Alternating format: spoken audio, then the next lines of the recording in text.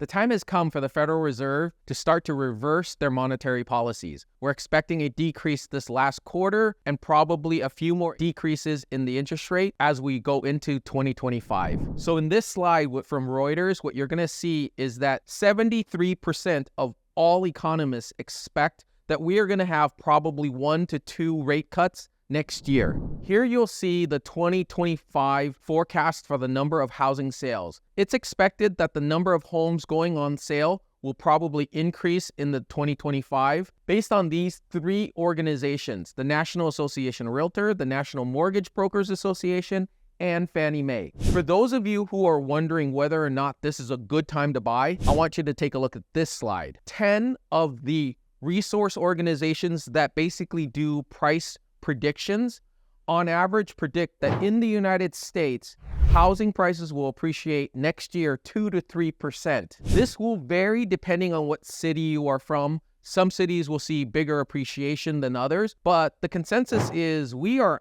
out of a housing slump. You may be wondering how the presidential election is going to potentially affect housing sales. Well, in the last 11 presidential elections, going back all the way to 1980, 9 out of the 11 elections, housing sales volume has actually increased. There were only 2 instances where the number of homes sold during and after a presidential election actually decreased. So in general, presidential elections really have a positive effect on housing prices. And if you're thinking about buying next year, it might be beneficial to get on the bandwagon before everybody else does so that you can potentially get a better price. Once everybody starts to come back to the market, prices, as you know, will probably start to increase. So as you can see, in the last 8 presidential elections, 7 of those existing home sale prices have actually increased. So when it comes to new home prices, 10 out of the last 11 presidential elections, new home sales prices